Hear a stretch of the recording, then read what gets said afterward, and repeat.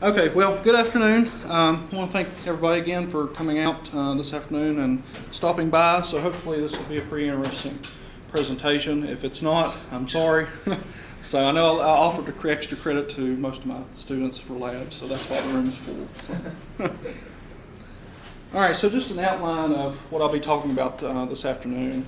I'll give a brief introduction, talk about what is flash flooding, then I'll talk about some of the previous research that was conducted over the past several decades on flash flooding across the nation and across the region. Then I'll talk about my research and how it goes beyond the previous research that others have done, and I'll talk about my data and methodology as well as my results, some statistical analyses and some climatological analyses.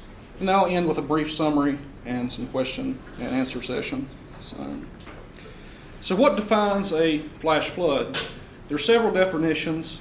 The World Meteorological Organization uses one definition. The National Weather Service here in the United States uses another.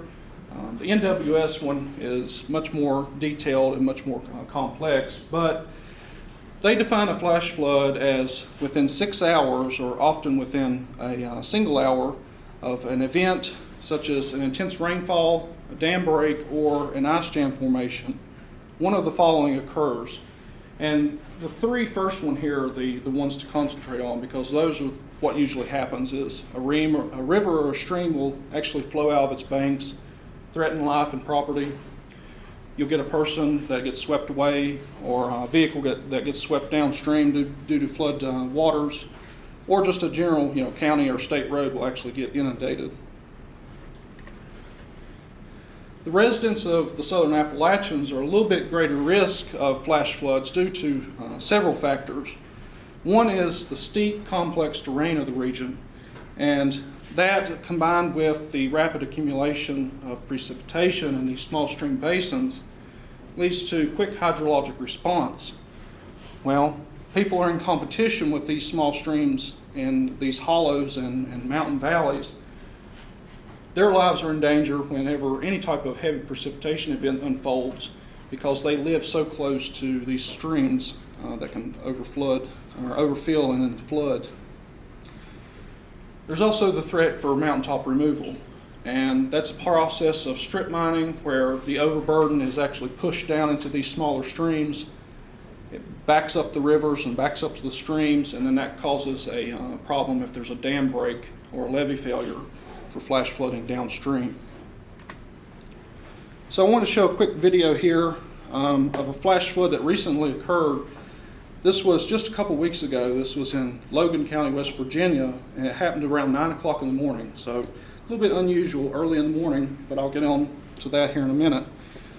But it was filmed at a local community college when students had just got on campus and they were having classes. So we'll go ahead and watch that. So if you're not familiar with, most of you probably aren't, but Logan County is just southwest of Charleston, which is here. It's actually right in this area. And this is a Google flyby. It shows the terrain really well. This is Logan County here.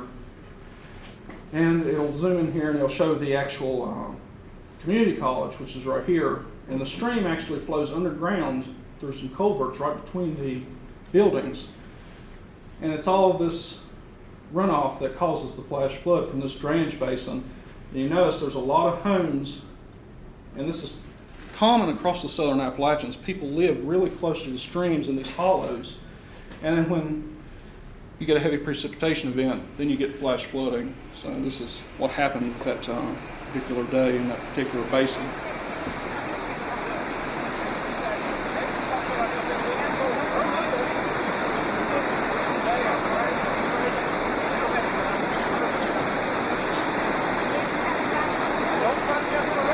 So this is a road, and then there's a stream that goes under the culvert underground here, but you can see the culvert wasn't big enough. And it's flowing down to this parking lot. So sorry for that car right there. This blonde back here works in the library that belongs to. Oh, really? Yeah. It's pushing it right as Yeah, we it's speak. moving. There's a bend there, curb, so it's liable to turn it over. Folks, you might want to back up and look cars come down, we're gonna get a big dam right here. Yeah, look at that. Yeah.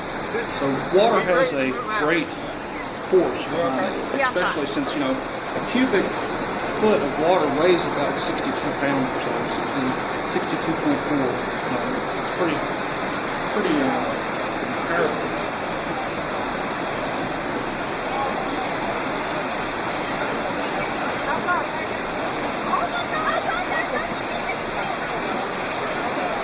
We've got cars floating across the parking lot out to the main road and such, but...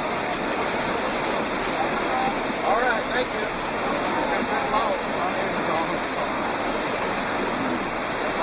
Whose car is it?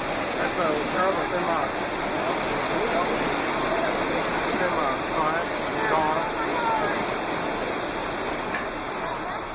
So this is just the other perspective, and they'll actually go in the building and everything here in a second. But same place at the community college. And then this is their main street right here. So this is Mud Fort that actually overflowed. And this was a brand new community college. They just built this like last year, and sure enough, just a couple of weeks ago, they got flooded.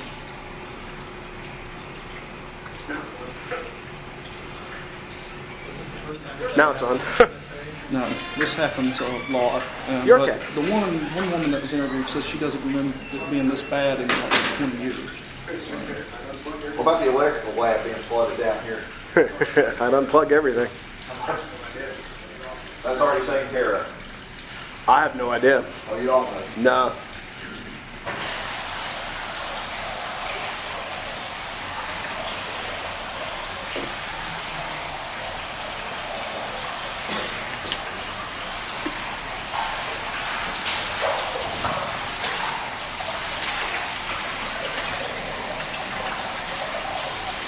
This guy, he actually gets up and starts fishing for something. I don't know what.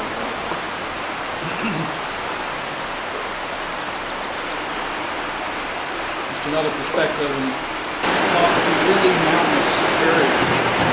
I thought it was right at the base of the mountain.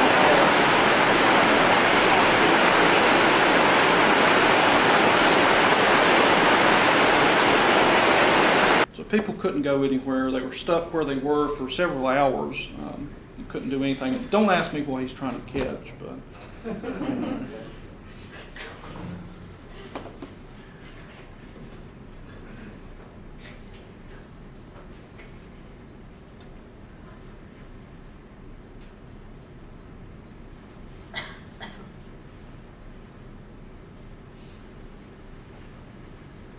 So just a little bit more information about 300, 400 homes were damaged or destroyed. They did get a federal directive for disaster issued, and there were some trailers that were overturned. 3 inches of rain fell in a 2-hour period, so that's how much rainfall they got. I believe the total rainfall was about 4.5 inches within about a 6-hour period. So several students were trapped in schools. They couldn't move the buses, couldn't get anybody home or anything for several hours, and of course schools and stuff was closed the next day while they cleaned up. But that just goes to show how flash flooding affects residents in the southern Appalachians, and it's a real danger. It happens all the time. Like I said, this happened just a couple weeks ago. So now I'm going to move forward and talk about some of the previous research that's been done, both in the southern Appalachians and across the United States. There's been several climatologies developed, but they've all defined flash flooding differently, and they've all used different spatial and temporal scales. The 3 I focus my research on, and what I'll talk about this afternoon, is Maddox, Gaffin and Holtz, and Stonefield and Jackson. So Maddox and his team examined 151 flash floods that occurred between 1973 and 1977. They looked at flash floods across the entire United States, not just the Appalachian region. And they also examined the mesoscale and synoptic scale situations that were prone or that occurred during these flash flood events. At this time, though, there was no specific definition of what constituted a flash flood. So they were just going off of, what they thought was considered a flash flood in the storm database. But they also didn't have a database to go to directly. We have that now with the National Climatic Data Center's storm data database online that anybody can access. But they had to actually go back and dig through records and look through the stuff to find references to flash flood events during between 73 and 77. But they came up with some interesting results and stuff that's still valid today. They found that 86% of flash floods occur during the warm season, which is April through September. 25% occur during the month of July.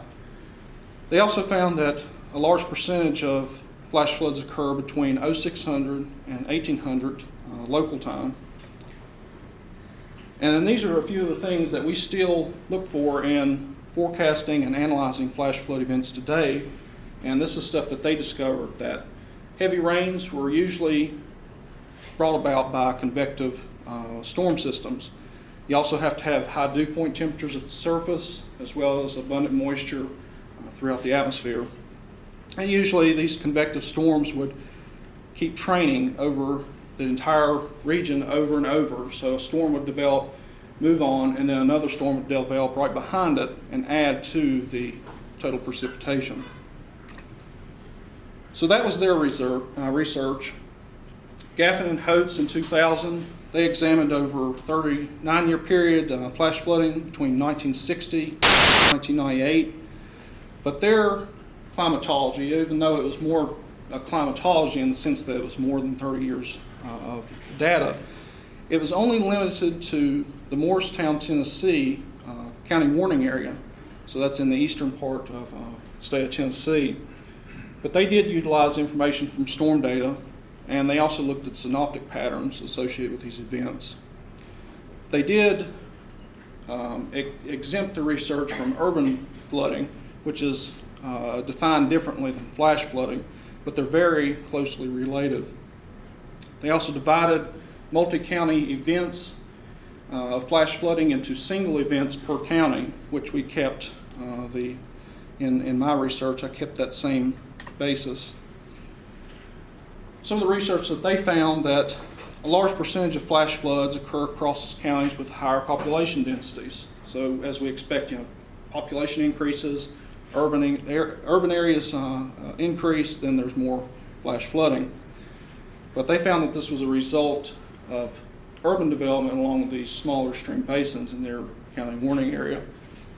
Also, counties with higher elevation, usually the counties that have the most destructive flash flood events. So especially into Scott and Wise County in southwest Virginia, and along the Great Smoky Mountains in eastern Tennessee and western North Carolina. So just like Maddox and his team, Gaffin and Holtz also found that the month of July had the most flash floods, and then that was followed by March and May. But there was also a significant decrease in flash flood events during the fall, so October, November, that time frame. They also, again, found that flash floods occur during the afternoon and evening hours. And then finally, the third climatology I'm focusing on is the climatology from Stonefield and Jackson. I know these two guys personally from the Blacksburg forecast office when I interned a couple years ago there. They was actually developing this while I was there. And it's very similar to Gaffin and Holtz's research. They used data from storm data, but they added to the research by developing a flash flood classification system that deals with severity of these events, and it's the Flood Severity Index, or FSI. And it's based on the monetary damage that each of these events incurs. It's a 5-scale system from FS1 to FS5, so an FS1 event is going to be a nuisance event. FS5 is going to be a catastrophic event where several $1 million worth of damage is incurred. Some of their results: they've analyzed 766 flash flood events over the county distribution of the Blacksburg forecast office. as well as several annual and monthly climatologies were derived. They also found that most flash floods occur during the warm season. A large percent occur during the afternoon and overnight hours between 1200 and 2100 local time. And 83% of flash floods were categorized as either minor or nuisance events. So, not much damage associated with these events. They also identified a couple areas shown in this map where flash flooding is more common across the Blacksburg area. One is along the Appalachian Plateau, and then the other is across the Blue Ridge near Roanoke, Virginia. So what I wanted to do with my research is I wanted to take it a little bit further and do some more analysis in ArcGIS. And I wanted to create a climatology across the entire southern Appalachians using verified storm reports from storm data. I also wanted to look at the spatial and the temporal extent of flash flooding across the region, as well as analyze the geographic and the topographical influences and how population and social characteristics affect flash flood reports. And I also talked with local forecast offices and meteorologists and got their consensus and their intake about where they think flash floods are bound to happen across their area, as well as some of the meteorological conditions that they always associate with these events. So I defined the southern Appalachians as those mountainous areas south of the Mason-Dixon line. So that's around 39.7 degrees north latitude. And it had to be locations within one of the three USGS geographic or physiographic divisions or provinces. Either was the Appalachian Plateau, the Valley and Ridge, or the Blue Ridge. So I dug around and got the storm data from the NCDC, which goes back to 1950, but I wanted to focus on events after the modernization and associated restructuring of the National Weather Service in the mid-1990s. The reason for that is, after the MAR occurred, storm reports had to be verified.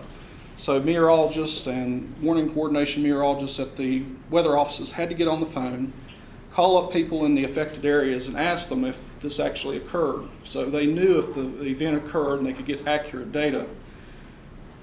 Events prior to the MAR, so anything before 1995 or so, reports could be sketchy, so I didn't want to include those in my data. So this resulted in an abbreviated climatology from 1996 to 2010. So we're talking 15 years. So it's not a full climatology in the sense it's a 30-year or 50-year climatology, so I'm limited on some of the data, but it does represent flash flooding fairly accurately, as we'll see here in a few minutes. So this was my study area. Again, here's your three provinces that the USGS defined. So any county that was within these provinces or that was adjacent to one of them was included in my study. I took all of the storm data flash flood reports, put them into ArcGIS, and plotted their latitude and longitude points. So that gave me where the events occurred within ArcGIS. So then, using other things like average slope for each county, some other stuff, I could actually do some analyses. And here's just a few of the things that I looked at. Number of events per county, which I'll talk about here in a minute. Looked at injuries, fatalities per county.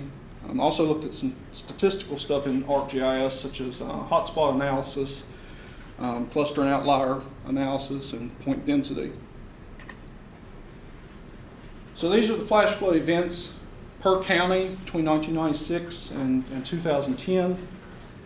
Again, you can see that the darker colors here, around these larger cities, so Roanoke, Virginia, Huntsville, and Birmingham, Alabama, they all had a lot more flash flood reports. But then there's also a few events that are a few counties that had a great number of events in eastern Kentucky and southern West Virginia. So looking at these flash flood events on a point density map, again, you can still see eastern Kentucky and then southwest Virginia and parts of Alabama had the most flash flood reports. Originally, I thought that those counties with a higher frequency of flash flooding would be directly correlated with counties that had higher mean percent slopes. So, as the topography gets higher and then the slope increases, there'd be more flash floods. But just looking at that data compared to the number of events per county, it doesn't appear to be the case. That doesn't mean, though, that topography doesn't play a role in flash flooding. It does. But just looking at slope versus the number of events across the county, there isn't much of any correlation between the two. However, I did look and find that if we compare the number of flash flood events per square kilometer to the number of people or residents per square kilometer, that there was a correlation between these. So this was either the result that there were more people to actually witness the flash flood and report it, or there were just more urbanized areas and actually flash floods occur because it's an urban area. From talking with the people at the Weather Service offices across the region, it's most likely due to the urban landscape. But taking into account population, I created a normalized distribution of flash floods.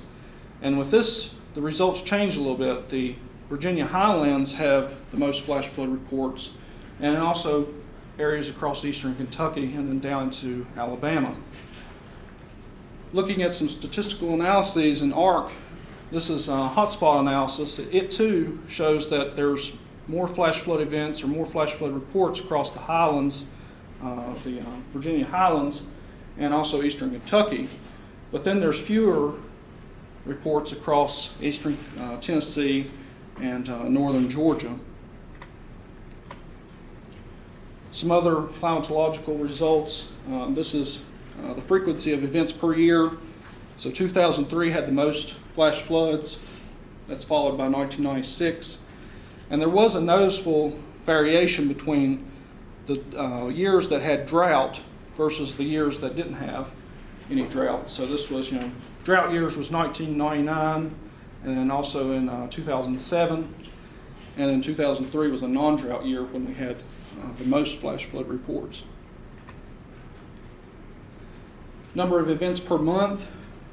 My research is a little bit different than past climatologies. June was the month that had the most flash floods, followed by May and then July. But about 75% or 3/4 of the flash floods occurred during the warm season, which is between April and September. But there was a dramatic decrease in October. Only like 30 or so reports of flash flooding across this entire 15-year time span. So October doesn't have that many flash floods across the southern Appalachians. So this shows the spatial distribution of flash floods across the region. So as you notice, if you start from January and you work your way to December, each month that flash floods there's a higher frequency of flash floods on the western side of the Appalachians during the spring months, and then that transitions more to the eastern side of the Appalachians as you get through summer, and then eventually, when fall rolls around, most of the flash floods are confined to the leeward side of the Appalachians, where tropical systems will come up from the Gulf and provide necessary rain for flash flooding. The events per time of day, I looked at this as well. Again, just like the previous research, I found that most flash floods occur during the afternoon and evening hours, but there's also a small spike around 9 a.m. That's above the median value. Just like the flash flood that occurred a couple weeks ago in Logan County, it's most likely because of MCSs that develop on the plains and then they move into the Appalachians. Right about this time frame is when they actually move into the Appalachians and can produce flash flooding. Looking at the number of events per day compared with the events per hour, so this shows the day along the x-axis and then the time that the event occurred along the y. There's a large clustering of flash floods, again, between the afternoon and evening hours, but also between April and September. And if we compare that to the catastrophic and the major and significant flash floods, so FS3 to FS5 events, most, again, occur during the afternoon and evening hours, but significant flash floods last longer, so there's a continuation into the overnight time frame as well, but most occur during the time between April and September, and of course there's not many during the month of October. Another animated GIF image here. This shows flash floods that are ranked for each of the 5 FSI categories. So as you can see, West Virginia doesn't have many nuisance events, but they do have a lot of the severe weather or severe flash floods, the FS3 to FS5 events. So that's plotted here. Most of West Virginia, southern Ohio, and eastern Kentucky, but also Birmingham, Alabama. They get a lot of significant flash flood events to occur in that area because of the urban nature of the landscape. I looked at the fatalities and injuries associated with flash floods, and I won't get into those particular, but I want to go a little bit further and examine how these deaths occurred. And what I came up with was quite the opposite of what the national average is. Most fatalities in the U.S. occur in vehicles. Well, the fatalities across the southern Appalachians occur when people are either out walking or they're on foot. A lot of the reports I looked at were a lot of young children and even young adults that would actually get out into these swollen creeks and streams, get swept off their feet and downstream and drown. Also students, that were getting home off of from school, they have to walk up these roads and these hollows. They stop and look at the floodwaters and then get in trouble and actually drowned in these events. And then finally, I talked with the local weather services offices to verify my study, and they gave me some similarities and some differences with my study compared to what they found, but mostly a lot of similarities with what they've seen compared to what I found in my climatology. But usually flash floods occur with greater frequency over the urbanized areas. That's what they found. I also found the same thing. June is usually the typical month for flash flooding, and most flash floods are nuisance or minor events, with the significant and the most damaging events usually occur across the rural areas. So in summary, there were 4,938 unique flash flood events to occur across the southern Appalachians between 1996 and 2010. Of those, there were 71 fatalities and 64 injuries.